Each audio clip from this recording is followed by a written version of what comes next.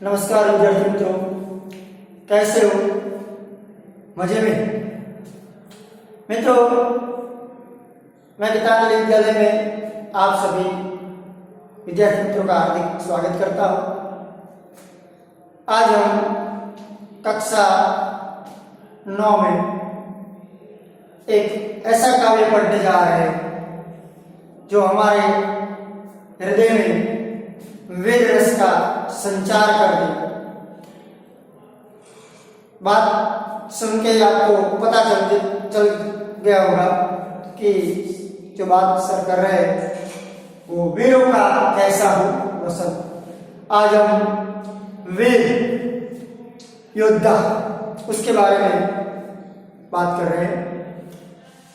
वीरों का कैसा हो वसंत, इस काव्य में कौन से भाव प्रकट हुए हैं, काव्य कब लिखा हुआ है, इसके बारे में हम आज बात करेंगे।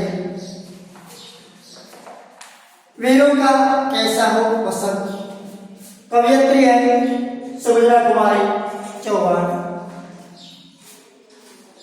तो पहले हम कवयित्री का परिचय, बाद में काव्य के बारे में कुछ बातें करेंगे, लेकिन आज परिचय ये। कवयित्री है सुभद्रा कुमारी चौहान। उनका जन्म सन 1904 में हुआ था।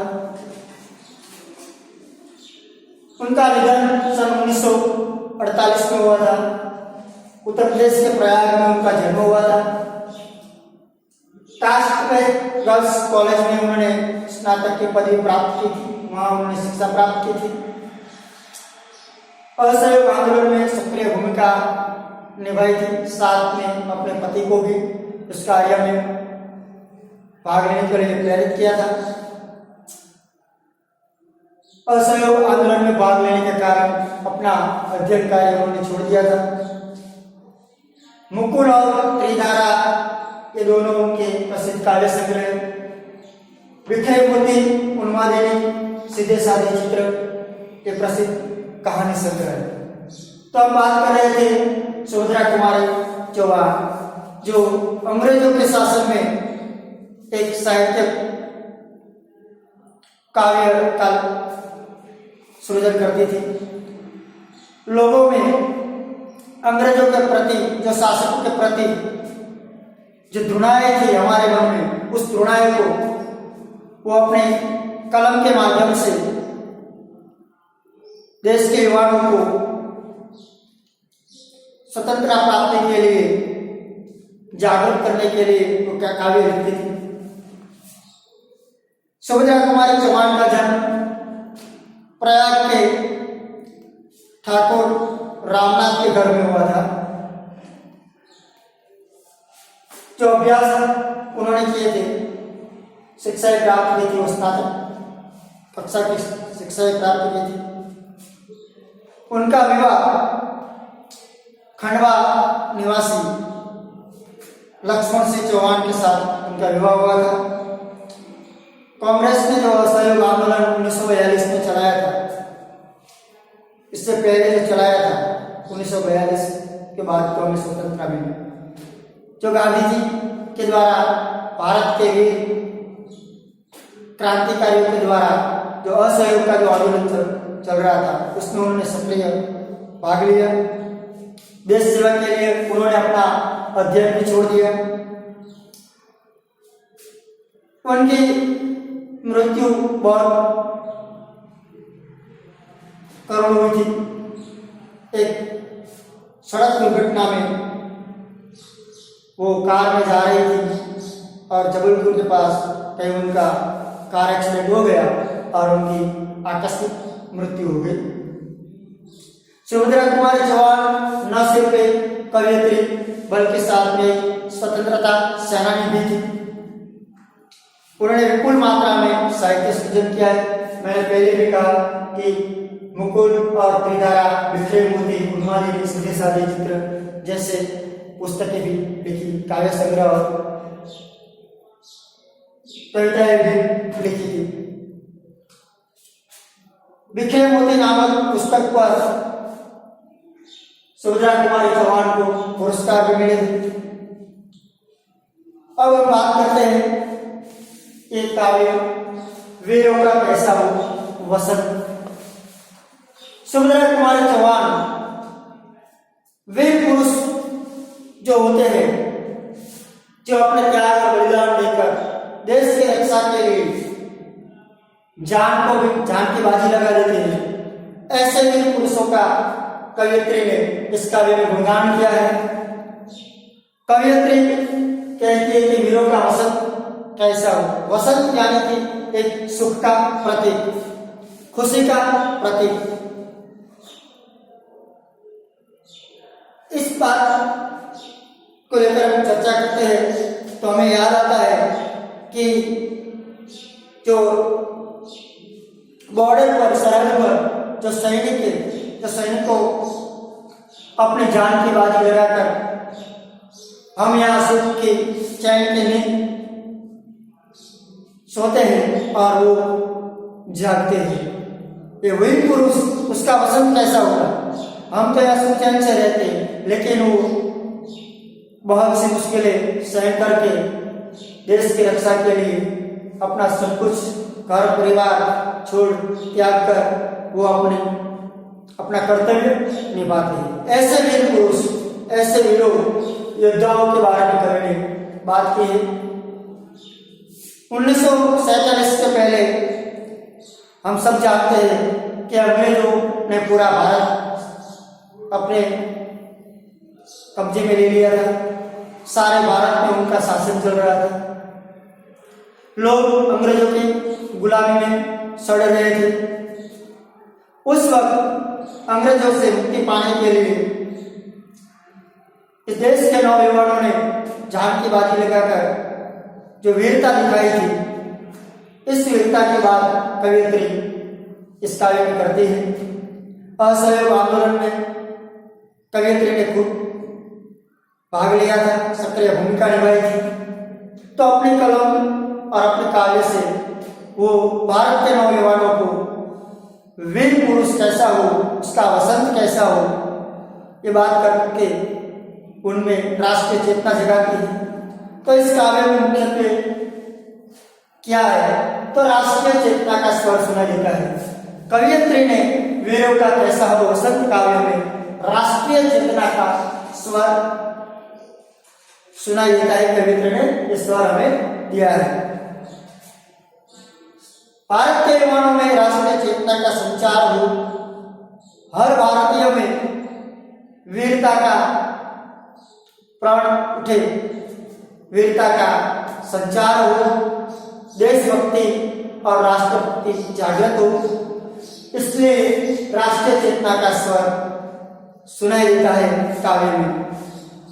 त्याग और बलिदान की बात की, जो वीर पुरुष है वो त्याग और बलिदान देकर अपनी जान की बाजी लगाकर सारी सुख सुविधाएं त्याग कर अपने राष्ट्र के लिए वो अपनी जान की बाजी लगा देता है। वो अपने परिवार की भी जरा भी परवाह नहीं करता, लेकिन राष्ट्र की परवाह करता है। तो एक वीर पुरुष जो अपना त्याग और बलिदान कैसे देता है, इसकी बात इस काव्य में कवयित्री ने की है। अतीत के गौरव का गुणगान, इस काव्य में कवयित्री ने जो हमारे भूतकाल में जो युद्ध हुए थे, युद्ध से क्या परिस्थिति उत्पन्न हुई थी, जो युद्ध हुए थे भूतकाल में, इसका क्या प्रभाव हुआ था, ये सब बातें कवयित्री ने इस काव्य में की है।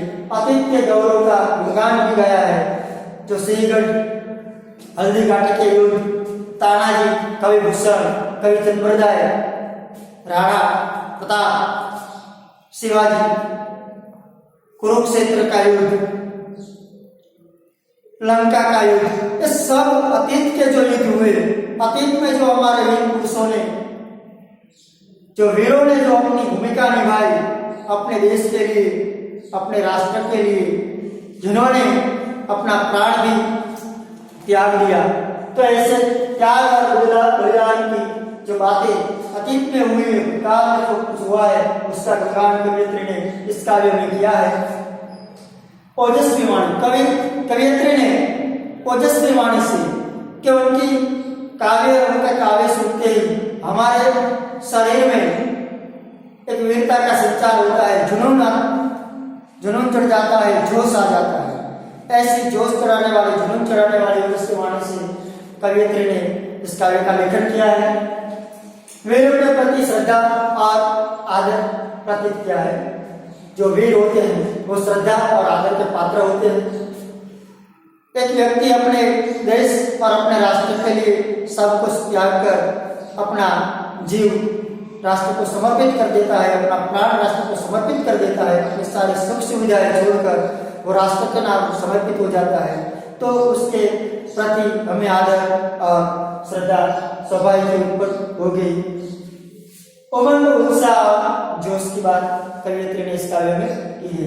उमंग उत्साह और जोश, जो वीर युवा देश के लिए जब अपना सब कुछ त्याग कर निकल पड़ता है, तब उनमें एक प्रकार का आनंद और उत्साह और वीर रस का संचार होता है। वो एक जोश और जुस्से के साथ अपने राष्ट्र की रक्षा के लिए निकल पड़ता है। कवियत्री ने एकदम सरल भाषा में इस काव्य का लेखन किया है कि हम सरलता से उसका भावार्थ समझ जाए और वीर पुरुष कैसा हो, वीर पुरुष की कैसी मनस्थिति होती है, इसका वर्णन एकदम सरल भाषा में कवियत्री ने किया है। युद्ध में जा रहे वीर जवान की मनस्थिति का वर्णन किया है। जो वीर पुरुष, जो वीर योद्धा युद्ध में जाते वक्त उनके मन में क्या क्या विचार आते हैं, उनके मन में कैसी स्थिति पैदा होती है, उसका वर्णन कवियत्री ने इस काव्य में किया है। प्रकृति का भी मानवीकरण किया है। समुद्र, धरती, आकाश, नभ, हिमालय, जो कि प्रकृति के तत्व है, वो सभी तत्वों का कवियत्री ने प्रकृति का मानवीकरण करके काव्य का लेखन कार्य किया है कि हमें काव्य में रस पड़ता है।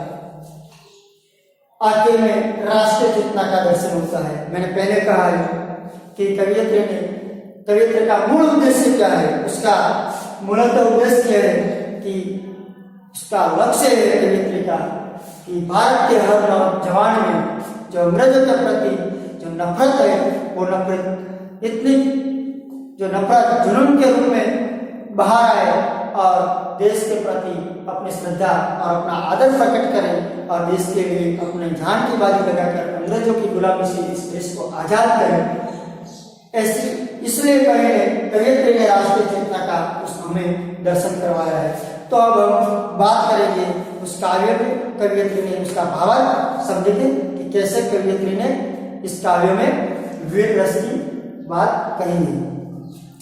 वीरों का कैसा वो वसंत आ रही हिमाचल से पुकार है, उड़ती गरजता बार बार, प्राची पश्चिम भू नभ अपार, सब पूछ रहे हैं दिग्गज वीरों का कैसा हो वसंत। कवियत्री ने वीरों का वसंत कैसा हो इसकी बात की है। कवियत्री कहती है कि आ रही हिमाचल से पुकार, हिमालय से भी पुकार आ रही है, हिमालय पुकार रहा है। उद्दी मतलब समुद्र, सागर, समुद्र बार बार गरजता है, अपने मोजे उछाल उछाल कर वो गरजता है और बोलता है कि वीरों का वसंत कैसा होता है। प्राची मतलब पश्चिम, पूर्व दिशा, पूर्व और पश्चिम दोनों दिशाओं, प्राची पश्चिम दोनों दिशाओं, पूर्व से लेकर पश्चिम तक, धरती से लेकर आकाश तक, 10 दिशाओं में बस एक ही आवाज आ रही है, वीरों का वसंत कैसा है, वीरों का वसंत कैसा है। कवियत्री ने हिमालय से लेकर समुद्र, पूर्व से लेकर पश्चिम, नभ से लेकर पृथ्वी, पृथ्वी से लेकर नभ, 10 दिशाओं से बस कवियत्री को एक ही आवाज आती है। कौन सी आवाज आती है कि वीरों का वसंत कैसा है, वीरों का वसंत कैसा होता है। वसंत का मतलब यहाँ सुख सुविधा है। वीरों जो वीर पुरुष है, वो वीर योद्धा है, वो अपना सुख कैसे भोगते हैं, वो अपनी सुख सुविधा कैसे निभाते हैं। उसकी बात कवियत्री ने की कि हम तो बस अपने घर में रहकर आराम से हम सब सुख सुविधाएं भुगत सकते हैं, उसका लाभ उठा सकते हैं, लेकिन वीर पुरुष है, जो वीर योद्धा है, जो युद्ध के लिए तैयार रहता है, हमेशा इस देश की रक्षा के लिए तैयार रहता है, उसका अवसर कैसा हो सकता है, मतलब कि वो कैसे सुख भोग सकता होगा। आगे कवियत्री ने कहा है, फूलों सरसों ने दिया रंग, मधु लेकर आ पहुंचा अनंग, बधु वसुधा पुलकित अंग अंग, है वीर वेश में किंतु कंत, वीरों का कैसा हो वसंत। कवियत्री आगे कहती है, सब पूछ रहे हैं वीरों का कैसा हो वसंत। 10 दिशाओं में से तो आवाजें आ रही है कि वीरों का वसंत कैसा, मतलब वीर पुरुष का सुख कैसा होता है। आगे कवियत्री कहती है, फूलों सरसों में दिया रंग, तो सरसों के जो फूल होते हैं, सरसों के जो फूल होते हैं उसने रंग भर दिए हैं, मधु लेकर आ पहुंचा अनंत, और सरसों के पुष्प के रस, उसके जो मधु होते हैं, रस होते हैं, वो अनंत अनंत मतलब कामदेव वो रस लेकर आ पहुंचा है। सरसों के फूलों ने रंग भर दिए हैं और कामदेव मधुरस लेकर आ पहुंचा है। बधु वसुधा पुलकित अंग अंग, बधु मतलब गुजराती में वधु, नववधु, एक नववधु की तरह धरती के भारत देश की धरती, भारत देश की वसुधा धरा रोमांचित हो उठी। कैसी स्थिति का वर्णन कवियत्री ने किया है कि जो सरसों के खेत है, उसके फूल है, उसने रंग भर दिए हैं। कामदेव ने कामदेव भी अपने मधु का रस लेकर आ पहुंचा है। धरती एक नववधु जो सज धज के तैयार होती है, इसी तरह ये पृथ्वी भी सज धज के तैयार होती है और रोमांचित होती है वेश में किंतु कंत, लेकिन जो कंत है, जो नववधु है, वो नववधु का जो कंत मतलब स्वामी, उनका पति, वो पति तो किस वेश में है, वो वीर वेश में। बस उसके पास कोई ऐसा रंग नहीं बना है, उसने कोई श्रृंगार नहीं सजे है, वो सज धज के कहीं नहीं जा रहा है। वो सज धजता है तो अपनी तलवार लेकर, अपने बर्छी भाले लेकर, अपनी ढाल लेकर, अपने युद्ध के हथियार लेकर वो युद्ध भूमि की ओर जा रहा है। वो कंद, वो स्वामी, वो युद्ध में जा रहा है। तो एक तरफ पृथ्वी सज धज के तैयार है, चारों ओर वसंत ऋतु खिल गई है और वसंत ऋतु में जो सरसों के जो फूल है वो फूल भी खिल गए हैं, उन्हें रंग भर गए हैं। तो ऐसे सुख सुविधा का वातावरण है और उसके विपरीत एक युद्ध में एक नौजवान अपने युद्ध के जो हथियार लेकर वो युद्ध में जा रहा है। तो वीरों का वसंत तो ऐसा है। बर रही कोकिला इधर तान, बर रही कोकिला इधर तान, मारू बाजे पर उधर गान, है रंग और रण का विधान, मिलने आए हैं आदि अंत, वीरों का कैसा हो वसंत। तो कवियत्री ने यहाँ विपरीत बातें की है कि एक तरफ कोकिला यानी कोयल, वो अपनी कुकू की वाणी से, अपनी कोकिल वाणी से वातावरण को आनंदित कर रही है। वो आम्रकुंज में अपने कुकने की आवाज से वातावरण को मधुर कर रही है। और दूसरी ओर मारू बाजे पर उधर गान, मारू मतलब नगाड़ा बज रहा है। तो नगाड़े क्यों बज रहे हैं? क्योंकि युद्ध की तैयारी हो रही है। एक तरफ सुख की बात की है, जो कोकिला है वो सुख की बात करती है, और नगाड़े जो बज रहे हैं उसका जो आवाज है वो दुख की बात करे। एक तरफ कोकिला अपना मधुर गान कर रही है, वो कुक रही है, अपने मीठी मीठी कुकवाणी से लोगों को आनंदित कर रही है, और दूसरी ओर युद्ध में जाने के लिए तैयारियां हो रही है, नगाड़े बज रही है रंग और रण का विधान। एक तरफ रंग है, दूसरी तरफ विधान रण है। रंग मतलब सुख सुविधा,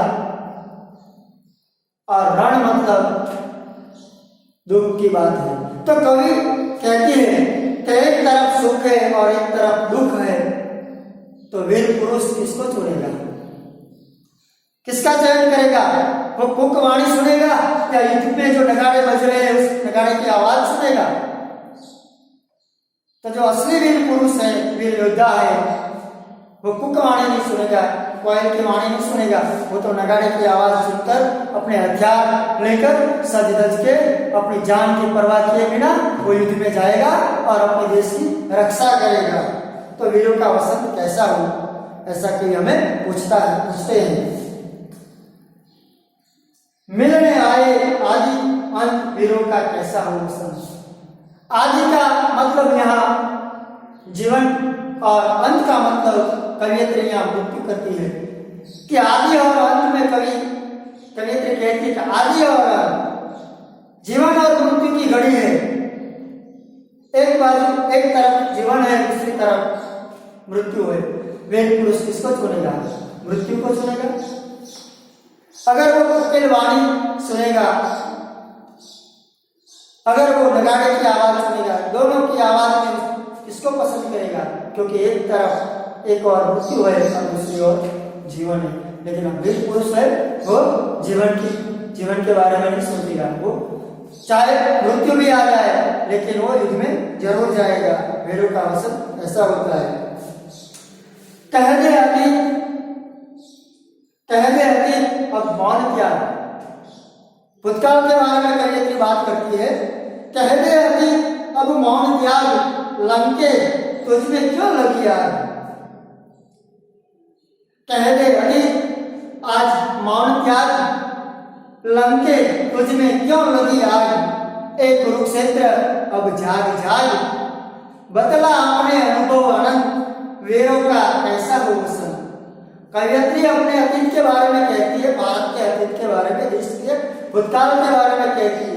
भूतकाल में भी कई वीर पुरुषों ने अपनी जान की बाजी लगाकर इस राष्ट्र की, इस देश की रक्षा की है। हमारे ग्रंथों में, रामायण महाभारत में भी वीर पुरुषों की कहानियां हमें सुनाई देती है। तो कवियत्री क्या कहती है कि भूतकाल हे अतीत, तू अब चुप मत बैठ, तू अपनी कहानी सुना, तू हमें बता, तू क्यों चुप है। तू बता कि लंके में आग क्यों लगी। हनुमान जी को लंका में आग क्यों लगानी पड़ी।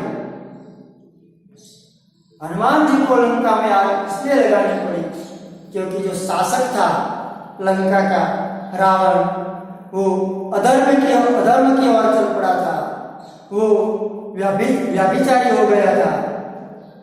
उसने अपनी नैतिकता खो दी थी, राष्ट्र के प्रति अपनी जो जिम्मेदारियां थी वो भूल चुका था। इसलिए हनुमान जी को लंका में आग लगानी पड़ी। लंके तुझमें क्यों लगी आग। ए कुरुक्षेत्र अब जाग जा, ए कुरुक्षेत्र तू हवे जा, कुरुक्षेत्र तू बता जो इतिहास का बड़ा युद्ध तुम्हारे मैदान में क्यों हुआ था। कौरवों और पांडवों के युद्ध की बात कवियत्री करती है। क्यों युद्ध हुआ था? क्योंकि कौरव भी अधर्म के मार्ग चल पड़े थे, अन्याय और अनिति के मार्ग में चल पड़े थे। इसलिए वीर योद्धाओं ने कौरवों के अधर्म से लड़ने के लिए, अपने राष्ट्र की रक्षा के लिए, अपने परिवार, अपने देश की रक्षा के लिए युद्ध में जाना पड़ा था। तो भूतकाल में भी ऐसे युद्ध हुए, लेकिन उसका असर बहुत गहरा, बहुत बुरा प्रभाव पड़ा। युद्ध नहीं चाहती, कवियत्री कहती है कि यह सब नहीं होना चाहिए, युद्ध नहीं होना चाहिए, युद्ध का परिणाम अच्छा नहीं होता है। कह दे अतीत अब मौन त्याग, लंके तुझमें क्यों लगी आग। ऐ कुरुक्षेत्र अब जाग बतला अपने अनुभव अनंत। अब तक का तुम्हारा जो अनुभव है वो बता कि युद्ध में क्या हुआ। तो युद्ध में कुछ अच्छा नहीं हुआ। वीरों का कैसा हो वसंत, कवियत्री पूछती है कि वीरों का वसंत कैसा होता है। हल्दी घाटी में शिलाखंड, हल्दी घाटी के शिलाखंड, ऐ दुर्ग सिंहगढ़ के प्रचंड, राणा ताना का कर घमंड, दो जगह आज स्मृतियां ज्वलंत, वीरों का कैसा हो वसंत। कवयित्री ने यहाँ शिवाजी और महाराणा प्रताप की बात की है। हल्दी घाटी के बड़े बड़े जो पत्थर है, शिलाएं हैं, वो आज पुकार करके बोल रही है कि कैसे महाराणा प्रताप ने यहाँ वीरता दिखाई थी। सिंहगढ़ का जो किला है, वो प्रचंड किला, वो आज हमें शिवाजी की वीरता के गुणगान गाकर हमें शिवाजी की वीरता बताते हैं। तानाजी जो शिवाजी के एक परम मित्र थे और राष्ट्र के प्रति अपना सब कुछ न्योछावर कर देने वाले व्यक्ति थे। तानाजी की स्वामी भक्ति क्या उदाहरण हमने कई बार सुना है। राष्ट्र के प्रति, अपने स्वामी के प्रति वो हमेशा तत्पर रहते थे। ऐसा तानाजी, राणा का मतलब यहाँ महाराणा प्रताप की बात कवियत्री करती है, तो महाराणा प्रताप की वीरता से हम सब परिचित हैं।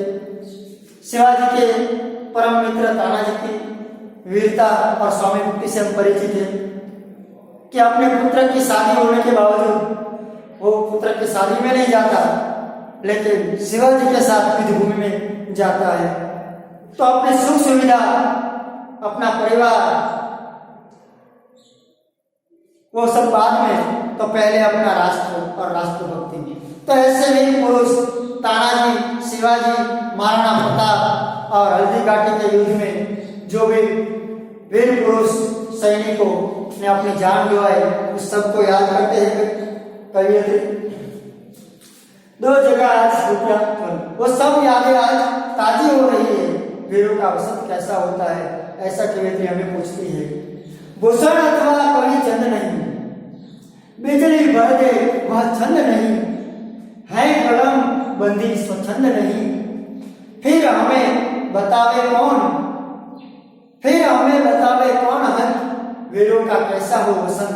कवियत्री कहती है कि भूषण जो शिवाजी के दरबार के कवि थे, चंद मतलब चंद्रवरदाय, जो हिंदुस्तान के महान राजा वीर पुरुष पृथ्वीराज चौहान के दरबारी कवि थे, जो अपनी कविताओं के माध्यम से, अपने छंद के माध्यम से वो अपने राजाओं और अपने देश के युवाओं को अपनी जीवा के माध्यम से, जो अपनी मौलिक वाणी के माध्यम से, कविताओं के माध्यम से, छंद के माध्यम से राष्ट्रीय चेतना जगाते थे। आज ऐसे कवि नहीं है, आज भूषण नहीं है, आज चंद्रवरदाय भी नहीं है। जो भी कवि है उसकी कलम बंदी हुई, मतलब कि आज अंग्रेजों के शासन में कोई भी कवि या लेखक राष्ट्रीय चेतना नहीं जगा सकता, क्योंकि उन पर प्रतिबंध लगाए गए हैं। कवि भूषण और कवि चंद्रवरदाय जैसे कवि आज नहीं रहे, जो अपनी वाणी से राष्ट्रीय चेतना जगा सके और हर पुरुष के अंदर एक बिजली सा करंट पैदा कर सके, वीरता का करंट पैदा कर सके, वीरता पैदा कर सके। ऐसे कवि आज नहीं है हमारे बीच। जो भी कवि है उसकी कलम बंदी हुई है, वो आज स्वच्छंद नहीं है कलम बंदी स्वच्छंद नहीं, वो हम स्वतंत्र नहीं है, हम नहीं लिख सकते, क्योंकि जो शासक वर्ग है, वो शासक वर्ग ने हमें लिखने के लिए मना किया है। फिर हमें बतावे कौन है? अब हमें कौन बता, वीरों का वसंत कैसा हो, हमें कौन बताए? कवियत्री कहती है कि वीरों का वसंत कैसा हो हम कैसे जान सकेंगे? जो वीर पुरुष है, जो वीर योद्धा है, उसकी वीरता का वर्णन, उनकी मनोस्थिति का वर्णन एकदम सरल भाषा में कवियत्री ने सुभद्रा कुमारी चौहान ने हमारे काव्य में उसका वर्णन किया है। सचमुच एक कविता पढ़ते पढ़ते हमारे मन में भी जोश और जुनून चढ़ जाता है, एक राष्ट्रभक्ति का राष्ट्रपति का संचार हो जाता है। हमें भी कहीं लगने लगता है कि हम भी, कि हमारा जीवन भी कहीं हम राष्ट्र के लिए समर्पित कर दे। तो कवयित्री ने इस काव्य में भारतवासियों को उस समय की जो परिस्थितियां थी, जो अंग्रेजों के गुलाम थे हम सब, सारा राष्ट्र अंग्रेजों के गुलामी के तले था, उस समय नौयुवाओं में राष्ट्रीय चेतना जगाने के लिए वीर पुरुष जो होते हैं उनको आंदोलन में भाग लेने के लिए, उनको प्रेरित करने के लिए कवयित्री ने इस काव्य का लेखन कार्य किया था।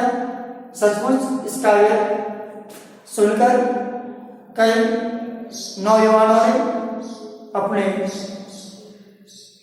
जो सर्वस्व, अपना सर्वस्व देश के लिए समर्पित किया होगा, क्योंकि काव्य में कुछ बातें कुछ ऐसी है। तो अब वीरों का कैसा अवसर काव्य यहाँ समाप्त करते हैं। मित्रों, आप सब इस काव्य का पठन कीजिएगा और उसका भावार्थ समझिएगा, और साथ में जो स्वापोथी है वो भी स्वापोथी में उनका अध्ययन भी कीजिएगा। अगले हफ्ते, मतलब कि अगले लेक्चर में हम मिलेंगे। तब तक मैं आपसे आज्ञा चाहता हूँ।